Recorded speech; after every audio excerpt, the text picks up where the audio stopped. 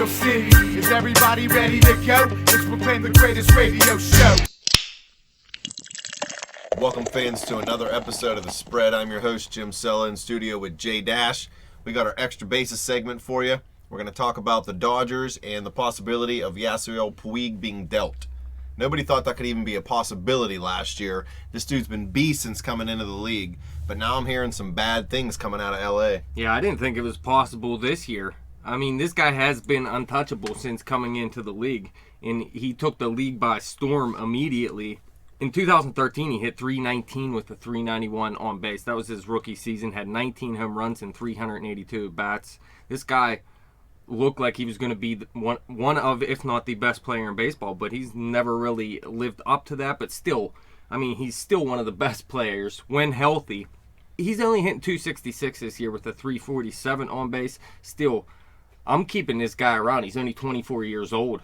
Yeah, you never know. This guy had hitmen coming after him in 2013, so maybe the Dodgers' security is getting a little shaky. They're getting nervous. They don't like it. I don't think see that's the cartel the problem. watching them from across the border. You can see LA from Mexico, can't you, if you have good binoculars? Well, listen, he's losing the support of his teammates. His teammates don't believe in him anymore. He's always been not a head case in the bigs, but there's always been questions about how he goes about playing the game, I guess you want to say. I'm hearing he doesn't really work too hard.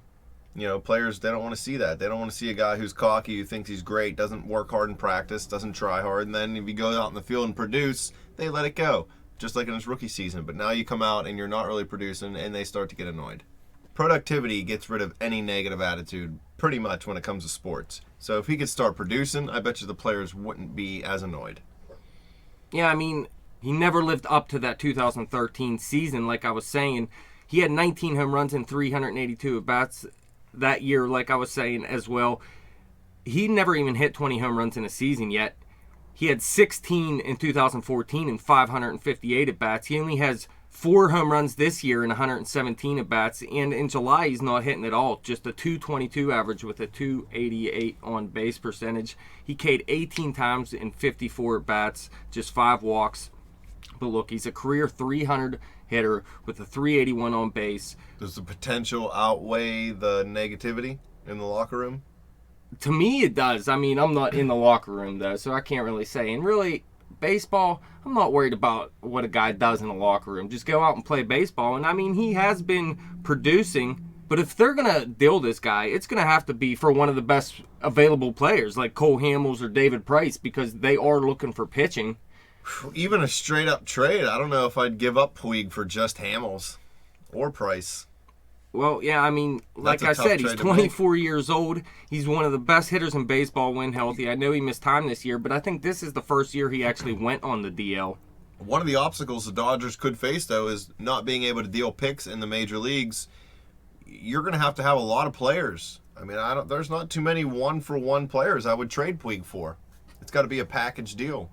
Well, I mean, Jimmy Rollins isn't playing well, and Tulowitzki's on the market. If Puig went to Colorado, he would crush the ball, I believe. His home run numbers would definitely go up over 20 then. Him for Tulowitzki straight up. See, I wouldn't do that if I was the Dodgers, though, obviously. I mean, again, I have to go back to how young he is. And look, he was a beast in 2013. He was pretty decent in 2014.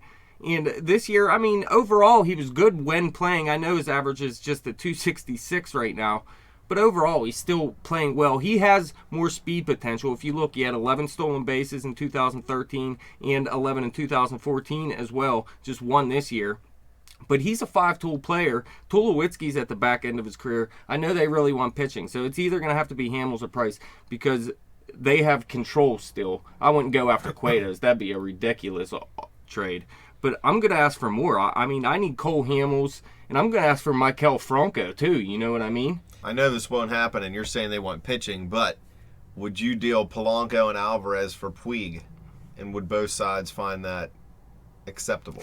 The Dodgers, I mean, if they're trying to deal him, they're going to have to find something like that acceptable, although Alvarez probably isn't the best piece for it. I don't think they want to bring him in for any reason. If they were an AL team, maybe. I'm just trying to get rid of him. But Polanco, I mean, that would be a starting piece for sure, I would have to believe. I don't know if the Pirates would want to do that, though. Puig would kill the ball.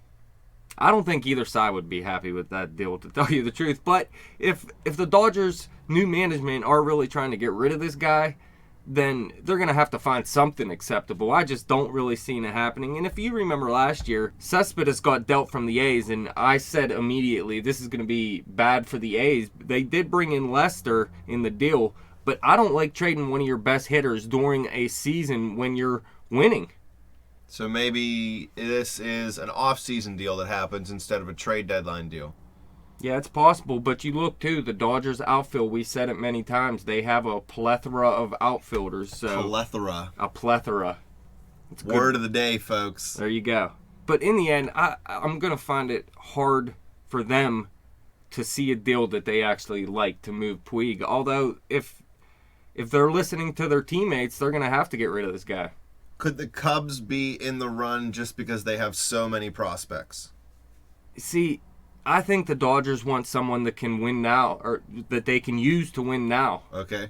I think a lot of teams at the deadline are looking for players that, even if a team went out and tried to get someone like I'm not going to say a Cole Hamels, like a David Price.